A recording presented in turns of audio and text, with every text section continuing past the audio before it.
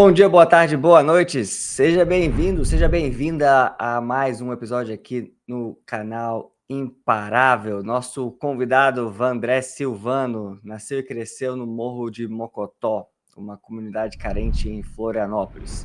Filho de um zelador e de uma cabeleireira que se desdobravam para sustentar a casa, ele aprendeu desde cedo a lidar com a escassez. Sem grandes aspirações na infância, até pelas referências e pela situação, Vandré tinha um sonho relativamente simples, ter um emprego digno, mas seu caminho o levaria muito além do que ele poderia imaginar. De office boy a flanelinha, ele batalhou para conseguir um futuro melhor para si e para a sua família. A trajetória de Vandré é a personificação de resiliência e da fé. Depois de ser soldado da Polícia Militar de Santa Catarina por 8 anos, ele ascendeu a oficial da Polícia Militar do Distrito Federal a 5. A aprovação para a PMDF, porém, veio depois de um grave acidente de moto que quase o impediu de seguir. Em meio a esse período, sua esposa engravidou e sua sogra enfrentava um câncer. Ele abdicou de um concurso em Goiás para estar perto da família e, depois de um novo incidente, foi atingido por um tiro acidental na perna que milagrosamente não atingiu ossos importantes, logo após ter feito os testes físicos para a PMDF. Com 36 anos, Vandré não é apenas oficial da PMDF, que já é um feito extraordinário, mas também é professor e mentor no GRAM. É bacharel em Direito e Ciências Policiais e também pós-graduado. Prepare-se para conhecer os bastidores desse grande mestre que vai te inspirar hoje nesta conversa. Professor Vandré, prazer estar aqui com você hoje. Muito obrigado por ter aceitado aqui o nosso convite. Boa noite, Gabriel. Boa noite, nossos alunos, nossos telespectadores aqui que estão aqui constantemente buscando, né, uma motivação, buscando uma história para poderem seguir cada vez mais no concurso, né, e buscando, né, um concurso. Para mim é uma grande honra poder estar aqui com vocês nesse bate-papo que nós teremos aqui, né, breve. E é importante também falar, né, sobre aquilo que a gente passou para poder chegar, né, nessas circunstâncias que você citou agora, né? Foi uma jornada muito longa, jornada difícil, né? Que para quem olhava para aquele menino lá no morro, né, sem muita perspectiva, chegar onde chegou, com as possibilidades que ainda tem pela frente, isso me deixa muito contente em poder estar aqui hoje dividindo um pouco com nossos alunos aí, um pouco do que eu passei, até para que eles possam usar isso como um estímulo também para a vida deles. Professor, como é que era a sua vida no Morro do Mocotó? Gabriel, a minha vida era muito simples, né? Eu cresci, né? Nasci numa comunidade muito simples lá de Florianópolis, né? Você que conhece Florianópolis sabe que assim que você passa por um túnel, em cima desse túnel tem uma favela. Naquela favela ali, eu me criei ali até os meus 15 anos, né? Cresci sem muita aspiração, estudei no colégio da própria região que tinha ali, né? Então, assim, colégio público, né? Durante toda a minha jornada, durante toda a minha vida, né? Desde sempre, com 6 anos, eu já ia para a escola sozinho, porque era no pé do morro, eu ia para a escola sozinho porque meus pais tinham que trabalhar. À época, né, meu pai trabalhava de ajudante num depósito, né, trabalhando de auxiliar de mecânica, refrigeração. Minha mãe trabalhava como diarista, né? Então, assim, a jornada sempre foi muito difícil. Então, desde sempre, eu aprendi a me virar, eu aprendi a buscar as minhas coisas, aquilo que eu sempre tinha em mente. Mas a minha criação, ela não foi uma criação voltada para os estudos, né? Ela foi uma criação de sobrevivência, que a gente costuma dizer. Porque assim, tá aqui, vamos dar o que a gente puder para ele, né? Meus pais não tinham muita condição, vamos dar o que a gente puder para que ele consiga, né, pelo menos crescer com saúde e depois ele trabalhar, arrumar o serviço dele e cuidar da família dele. Então não tinha muita essa aspiração na comunidade onde eu cresci. Então, depois ali pelos 14, 15 anos, aonde realmente foi a fase divisória, né, para um jovem. Quando se mora no morro, tem a fase divisória, porque os amigos, eles começam a seguir outros caminhos, os caminhos os quais não, né, eu não compactuo, nunca compactuei, e outros, infelizmente, acabaram tombando pelo caminho, acabaram morrendo porque escolheram caminhos errados, outros foram presos. E ali aos 15 anos, minha mãe, vendo toda essa situação, ela pensou assim, eu preciso tirar ele desse ambiente, né? Então, o poder do ambiente também manda muito. saímos do lado do morro, ela alugou um apartamento para a gente um pouco mais distante, mudei totalmente a minha geografia, mudei a minha, as minhas amizades, e aí continuei no colégio público. A luta continua do mesmo jeito, né, até finalizar aí o ensino médio, e eu entender que eu podia um pouco mais, eu comecei a visualizar um pouco mais. A minha mãe sempre falava que depois que a gente chegou nessa estrutura um pouco melhor, ela sempre falava para mim, olha, o interessante para você é ser um funcionário público, porque tu nunca vai ser demitido, você, né, vai ter aquela sua estabilidade, né, que a gente tem na nossa visão, né, de quem vem de fora, né, seria legal você ser policial. E foi aí que eu comecei a visualizar outras circunstâncias, outros pontos que eu podia chegar um pouco mais longe. Eu sempre tive essa criação mais, como é que eu vou te falar assim, uma criação um pouco mais restrita de tudo, mas eu não sei se é porque eu via muita televisão, eu sempre imaginava, cara, eu podia estar um dia aqui, eu podia, poxa, que legal seria eu um dia estar numa Copa do Mundo, visualizando isso. Hoje, graças a Deus, eu tenho na minha cabeça a estratégia de talvez ano que vem ir numa Copa do Mundo. Então, assim, lá atrás eu não visualizava nada do que eu vivo hoje, né? Então, assim, eu consegui aos poucos ir ajustando a minha vida e perceber o quanto importante era ser concursado para que eu pudesse chegar e ter uma condição um pouco financeira um pouco melhor para dar um futuro um pouco melhor para a minha família, né? Você terminou o ensino médio no prazo direitinho? Você estudava direitinho? Como é que você era como aluno? Eu terminei no prazo, só que eu fiquei em dependência, né? Na época tinha dependência, o que era? Você passava de fase, só que reprovava em matérias, aí ficava só, podia reprovar em 2 matérias. No terceiro ano eu fiz o terceiro e o segundo com 2 matérias, porque eu tinha reprovado, porque na época eu trabalhava como office boy, e aí eu trabalhava e estudava à noite. E aí eu não conseguia, muitas vezes eu estava muito cansado, porque imagina você, não sei se você conhece o centro de Florianópolis, eu trabalhava no centro de Florianópolis, eu andava o centro inteiro, o dia inteiro. Então eu tinha noite que eu falava assim, eu não tenho condição nenhuma de ir para aula. Então, assim, consegui terminar no prazo ali com 17, 18 anos, mas eu tive um trabalhinho assim, porque né, não foi fácil trabalhar e estudar. Então foi um pouco mais complexo, um pouco mais complicado, mas eu consegui, graças a Deus, terminar no prazo. Você começou a trabalhar cedo, então. Comecei. Com 16 anos de idade, foi meu primeiro emprego como office boy. Então, eu trabalhava como office boy lá no centro de Florianópolis. Então, o pessoal conhece muito aqui, é por motoboy, né? Que o pessoal vai de moto e tal. Mas eu era office boy que era a pé. Então, eu ia a pé todos os pontos da... É como se fosse aqui em Brasília, para quem conhece, né?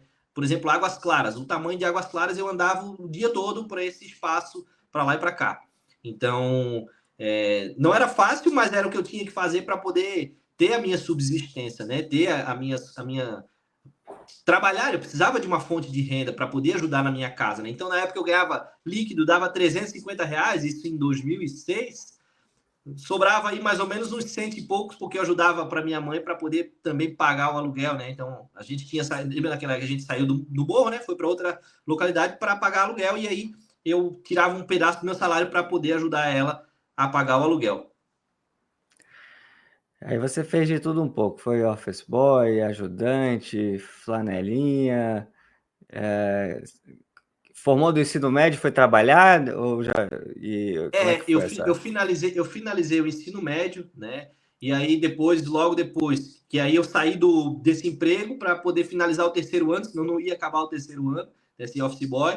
Aí depois eu entrei nos supermercados, quando eu fiz 18 anos eu entrei no supermercado. Eu trabalhei no supermercado lá de caixa, empacotador, repositor. Esses dias eu estava até entrando no mercado, eu vi aquelas pessoas que cuidam da câmara fria, com aquela roupa toda, me veio uma na memória assim, cara, por muitas vezes eu também ajudava, né, a repor a parte de congelados, eu tinha que botar aquela capa, entrava lá naquela câmara fria, tirava as coisas e colocava para poder fazer a reposição, né? Então, aí logo depois dessa jornada aí, eu consegui um outro emprego para ser auxiliar de depósito, porque na época o emprego de supermercado, ele era sábado, domingo, era noite e tudo, e eu tocava na igreja à época. E se eu trabalhasse à noite, eu não conseguia tocar na igreja. Então eu consegui um emprego com uma pessoa que era da igreja, inclusive, para eu trabalhar só dia de semana, que era num depósito. Era muito mais cansativo, muito mais horas, só que pelo menos eu tinha as noites para que eu pudesse ir na igreja, que é uma coisa que eu gostava muito de fazer, que eu tocava na época, né? E aí eu troquei, fui para outro emprego, e no final do ano de 2008, mais ou menos, foi que eu saí desse emprego para poder estudar. Aí eu comecei a estudar para o concurso da PM Santa Catarina em 2008, não passei nesse da PM. Mas Só você estudava e trabalhava? Como é que era? quando eu saí do auxiliar de depósito, eu saí com o objetivo, não, eu vou estudar para o concurso da PM. Porque eu não tinha como eu estudar, que eu trabalhava, eu saía de casa às 6h30 da manhã, às vezes chegava às 8, 8 e pouca da noite. Eu não sabia ainda como me organizar para que eu pudesse estudar, né, e trabalhar ao mesmo tempo. E aí, eu disse, não, eu preciso estudar para o concurso da PM. Aí eu saí desse emprego da PM porque eu queria estudar. Eu conversei com a minha mãe, não, então vai estudar. Aí eu consegui sair e comecei a estudar. Aí não passei nesse concurso da PM em 2018 e aí eu entrei para ser auxiliar de estacionamento, porque a escala era dia sim, dia não. Então, ou seja, eu ia estudar um dia e ia trabalhar no outro. Então, eu ia conseguir estudar. Aí, a gente trabalhava lá no estacionamento, aí ele fazia manobrista, né? Cuidava dos carros ali, fazia o serviço de flanelinha lá no hospital que tem lá em Florianópolis lá. E aí, nesse Você período... falou 2018, mas 2008, né? 2008, é. Tá, 2008. 2000, e aí, nesse período, o que aconteceu? Eu fiz o concurso da Brigada Militar, e aí eu fui aprovado na Brigada Militar. E aí eu fiquei estudando e passei para o bombeiro da PM, para o bombeiro em Santa Catarina, nesse mesmo ano que eu tinha saído do emprego, tinha ficado do hospital lá, que era dia sim, dia não, e aí eu passei na Brigada. Acaba que todo mundo falava, não, porque o Rio Grande do Sul é muito perigoso, muito perigoso, muito perigoso. Eu não tinha muita noção da realidade. Pô, moleque de 18 anos não tem muita noção, né? Então, e as tecnologias e as informações que nós temos hoje não tinha antigamente, né? Então, acaba assim, quer saber? Eu não vou. Aí acabou que eu passei e não fui. Aí no mesmo ano eu passei no bombeiro em Santa Catarina. Eu reprovei no exame físico. E aí meu chão caiu, assim, acho que não é isso para eu fazer isso. E aí comecei a vislumbrar outros horizontes, pensar outras coisas. Arrumei emprego de novo, larguei os estudos. E, bicho, eu acho que não é para mim ser concursado, não. Mas aquele negócio ficava martelando na minha cabeça. Aí fiquei trabalhando mais 2 anos. Quando eu fiz o concurso, assim, vou fazer esse concurso da PM do Paraná, na época que abriu. Inclusive, teve a prova da PM Paraná domingo passado e eu tive o privilégio de ministrar matérias para esse concurso. Então, até durante as aulas, me emocionei bastante, porque... A vida muda, né? Saiu de aspirante a policial para professor dando aula. Então, isso aí, fiquei até bem emocionado nas últimas aulas, né? No revisão de véspera que a gente fez também no sábado passado, foi incrível, assim, porque eu passei por isso lá atrás. E hoje eu estava do lado de cá falando para os alunos, né? Então, lá em 2010, quando eu fiz esse concurso, eu me inscrevi à Polícia do Paraná, fiz, não sabia do resultado, demorou muito, e aí depois eu fiz da PM Santa Catarina também. E quando eu fiz da PM Santa Catarina, eu fui aprovado, né? E aí, quando me chamaram no Paraná, me chamaram ao mesmo tempo na PM Santa Catarina, em 2011. Foi aí que eu ingressei na PM em Santa Catarina, lá atrás, isso há quase 15 anos atrás. E aí a sua vida mudou muito, imagino. Começou a receber uma remuneração boa, regular, como é que foi? Para você, para a família?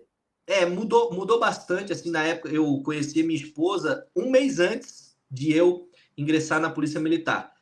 Hoje a gente já está quase 15 anos juntos, né? E aí conheci ela e eu não ia ingressar no concurso, porque eu tinha... Lá, o edital previa que teria várias chamadas. Então eu fui chamado na segunda chamada, só que eu tinha conseguido um emprego muito bom, que eu ia ganhar uma comissão muito boa. E, ou seja, poxa, agora que eu vou ganhar bem, eu vou... Na época que eu entrei na Polícia Militar em Santa Catarina, o soldo era R$ 900. Então, aí, poxa, aqui eu tenho, né, uma remuneração muito boa, que eu posso ganhar mais, porque eu vou ter comissão e tal. E ela fala, mulher sabe ela dificular, né? Ela falou, né, lá com 19 anos lá atrás, ela falou assim, não, negativo. Você vai assumir, se você quiser, isso com um mês de namoro. Você vai assumir, se você quiser ter alguma coisa comigo, para a gente poder ter um futuro, você vai assumir esse concurso como soldado. Aí eu fiquei meio contrariado, mas assumi lá em agosto de 2011, vai fazer agora, sei lá, 14, 15 anos, que eu iniciei na PM em Santa Catarina. E aí, a partir daí, né, consegui organizar a minha vida, né, deu uma ajustada na vida financeira. A gente, né, lá começou a melhorar a minha parte, né, comecei a conquistar, comprar algumas coisinhas. E aí a nossa vida foi melhorando através do concurso público. Logo, 2 meses depois, o meu salário dobrou, porque a PM lá na época recebeu uma remuneração lá, um ajuste no abono e tal. meu salário deu uma melhorada gritante, assim, para a época, né?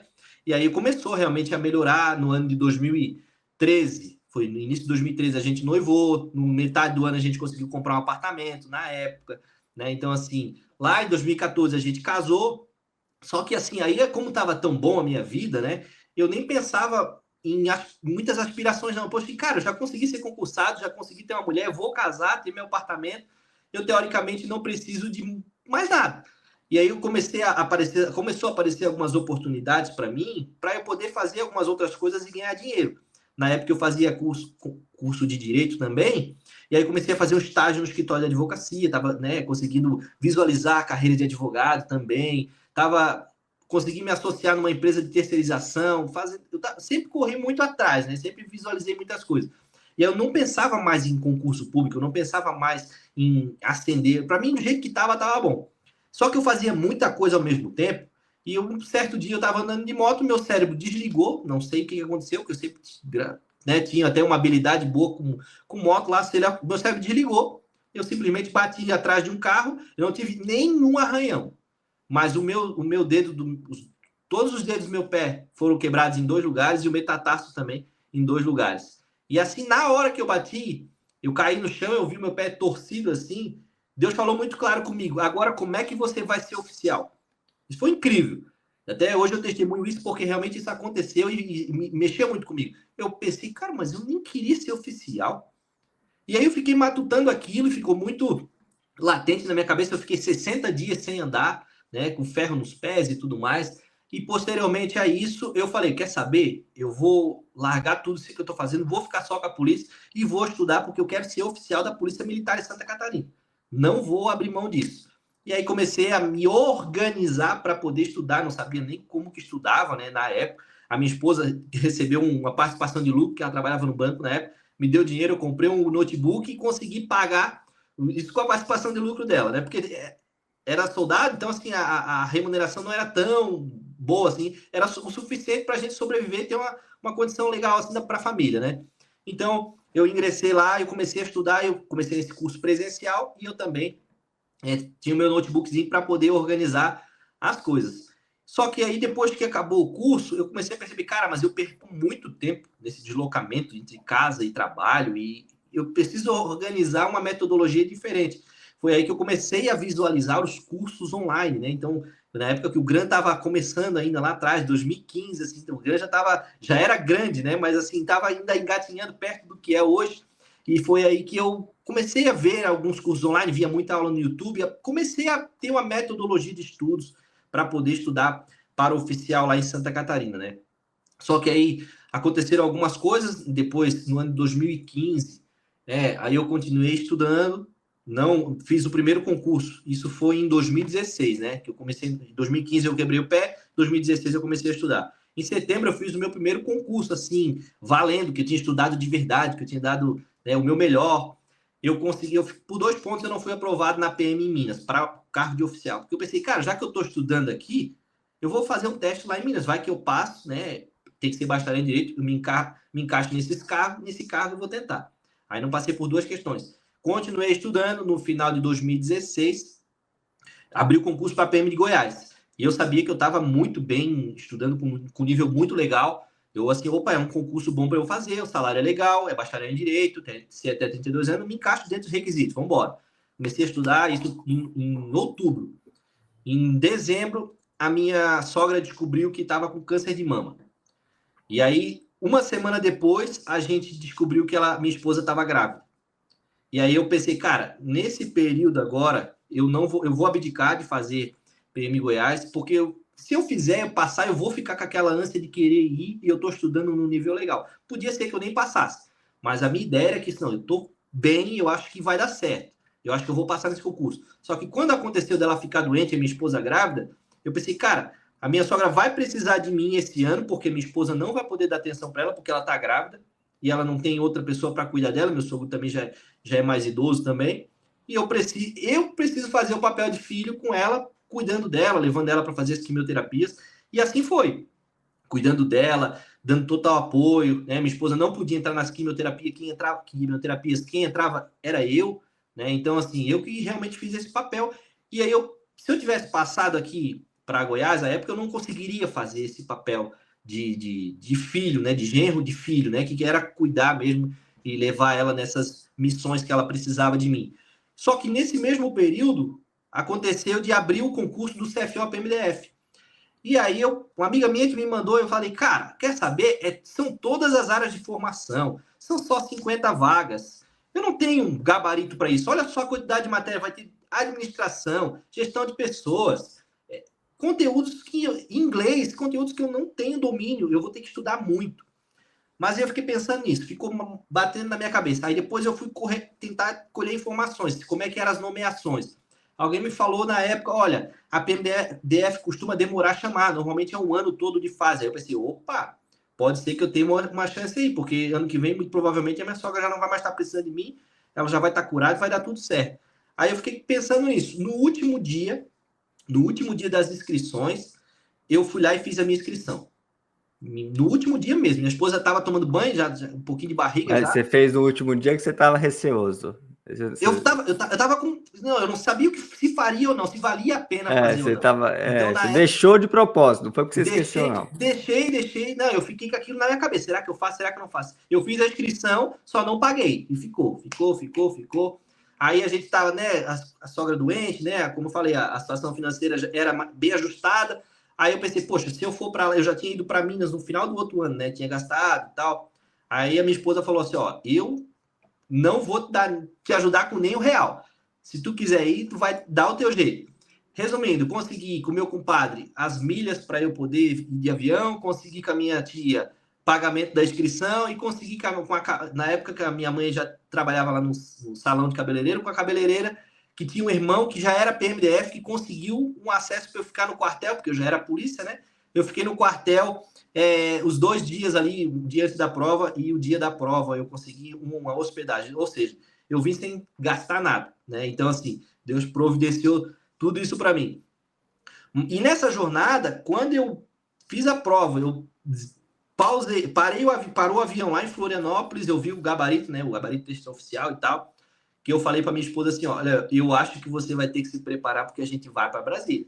Ela, tipo assim, ela não acreditava muito, porque lá em Santa Catarina a gente não tinha muito essa cultura de concursos, né? De achar que a pessoa vai passar, que tem que estudar direito para poder passar e tal.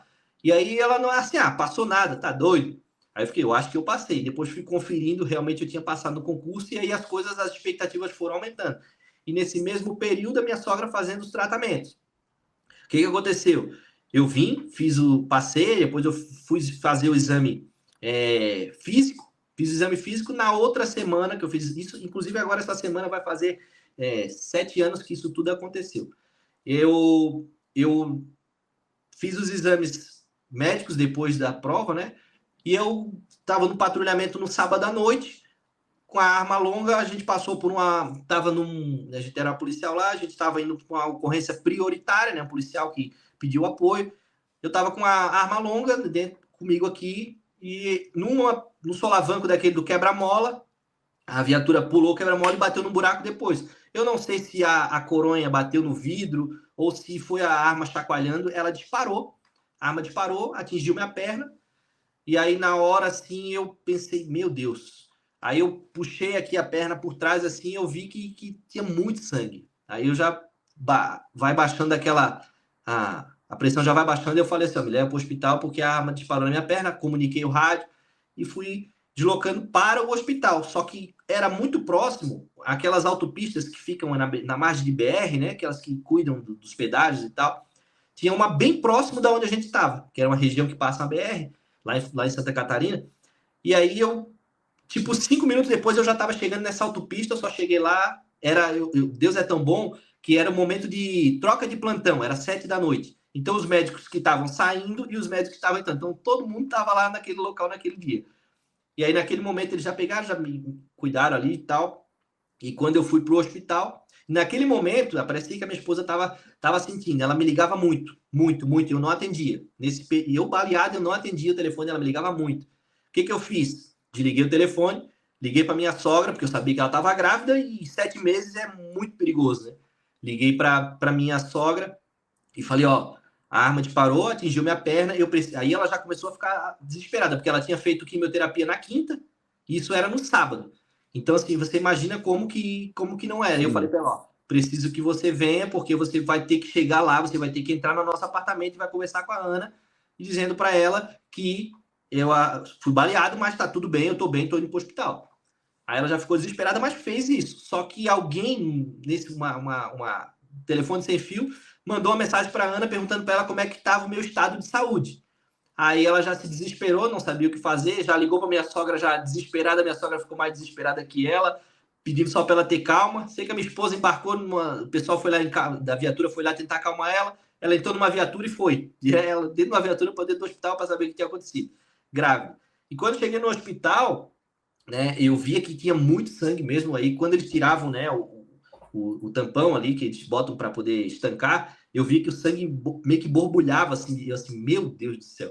Aí eles pegaram e levaram para fazer um raio-x, e quando eu saí do raio-x, o médico só perguntou, né, minha esposa já estava lá, se a gente acreditava em milagre, porque o tiro tinha entrado por trás do joelho, não tinha atingido nada, e tinha saído no meio da canela, passou no meio da tíbia e a fíbula, e não tinha atingido nem osso, nem a veia femoral.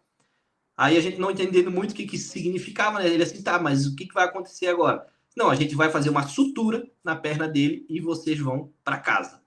Aí, meu Deus, e agora? E o que vai acontecer da minha vida? E o meu concurso? E eu tenho os exames médicos, eu tinha que entregar os exames para a PMDF. Então, eu fiquei preocupado. Poxa, será que vai ter algum problema? Será que eu vou ser reprovado no exame médico? Acabou que, né, cheguei em casa, aí a minha sogra já estava lá para ajudar, então, ou seja, eu que cuidava dela, naquele momento ela teve que cuidar de mim, cuidar da minha esposa grávida. Então, assim, eram 3 pessoas numa cena sem condição nenhuma de cuidar um do outro, assim, sabe? Mas Deus foi muito bom, a gente conseguiu superar essa fase aí, e fui lá, fiz depois os exames da PMDF, consegui ser aprovado, e isso, né, realmente mudou muita coisa na nossa vida, na nossa casa. Então, o tiro ocorreu de uma forma que não impactou em nada a sua mobilidade. Se fosse 1 milímetro para o lado, para o outro, é bem provável que teria tirado A ali a mobilidade, explicação, no limite até a sua capacidade de andar, né? isso, a explicação física que existe, né, é que o deslocamento dos gases em alta velocidade tocou a veia femoral para o lado e a munição passou em virtude do deslocamento dos gases. Mas eu prefiro não, eu acredito que não existe nada disso se não tiver Deus, né? Então eu estava muito firme em Deus, eu acredito que tudo isso aconteceu foi porque ele botou a mão ali, ele abriu aqui, não vai passar por aqui porque eu quero que passe por aqui. Então, a explicação física é uma, mas eu prefiro ficar com a explicação teológica mesmo. E aí você assumiu como oficial, aumentou muito, muita renda, se mudou para Brasília, hoje é professor, hoje inspira muitos alunos aí com a sua história. Qual o seu conselho aí, Vandré, para quem está passando por um momento difícil, alguém que às vezes mora numa comunidade como você morava, ou morou numa comunidade, vem de uma situação, de um contexto de mais violência, de mais restrição, de pobreza, tem dúvidas ali da sua capacidade, estudou sempre em escola pública, qual conselho você daria para essa pessoa não desistir, para essa pessoa ser imparável? Afinal, você é imparável, né? Levou um tiro e no mesmo dia foi para casa, no outro dia foi para casa, então você é imparável mesmo, né? Na verdade, foi tentado me parar algumas vezes, mas eu não desisti.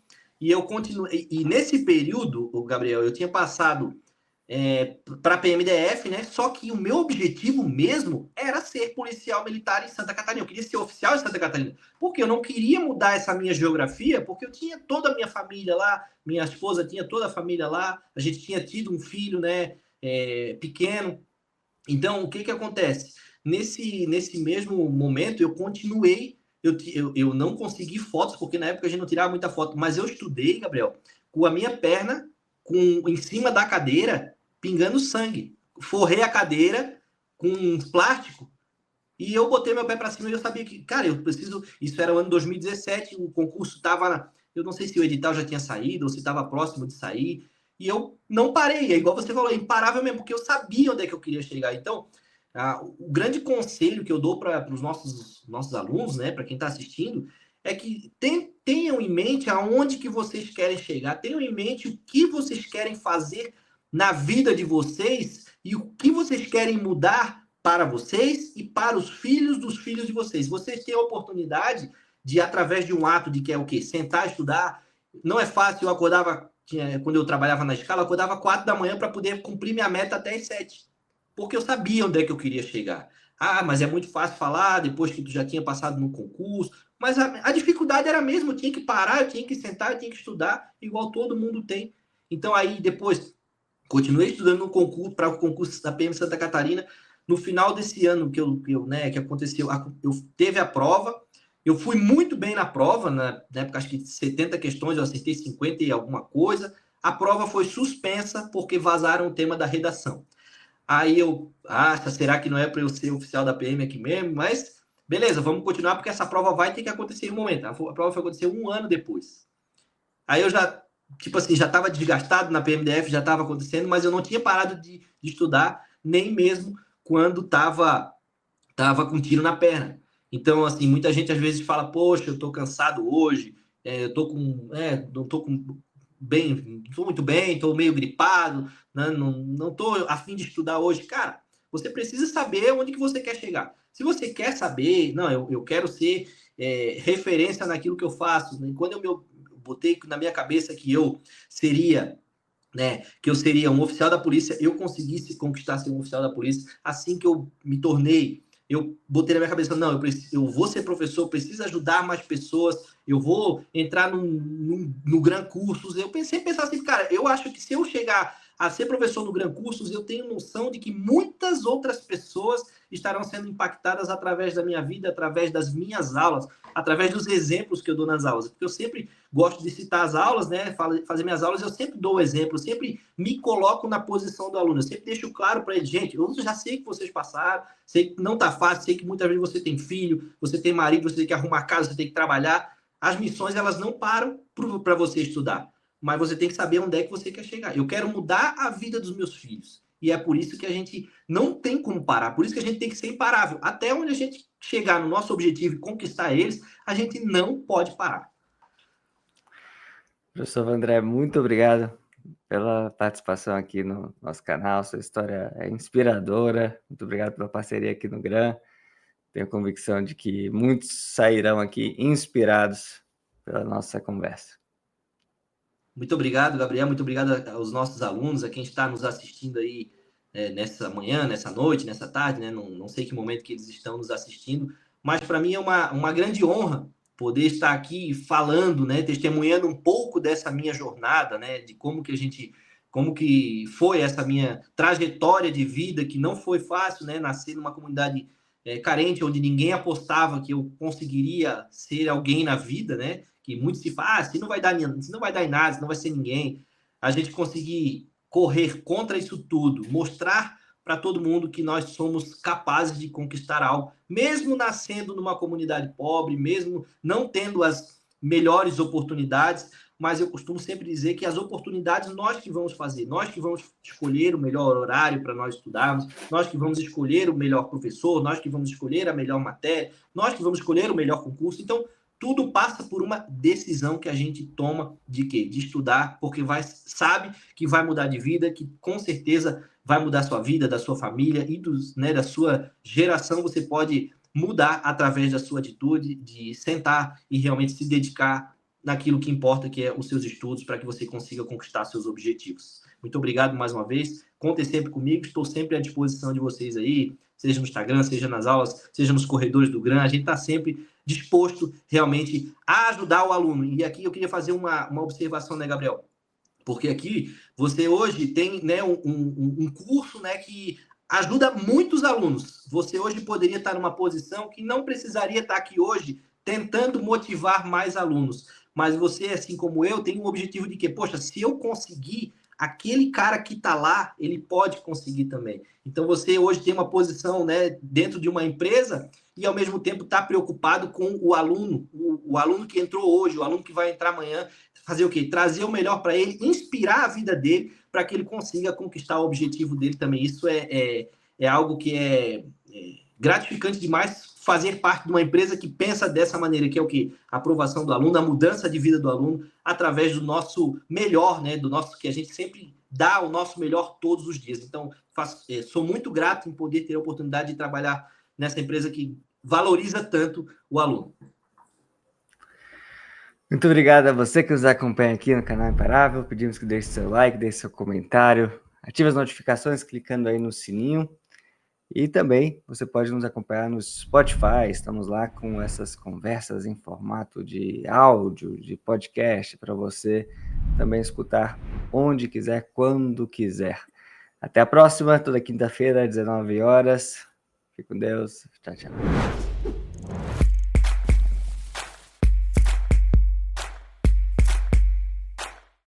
Você quer assistir a conversas como esta, inspiradoras, de imparáveis que conquistaram seus sonhos e passaram por desafios muito, muito grandes? Então inscreva-se no canal Imparável, acompanhe centenas de entrevistas como esta e também assista aos novos depoimentos, às novas conversas, toda quinta-feira às 19 horas aqui no canal.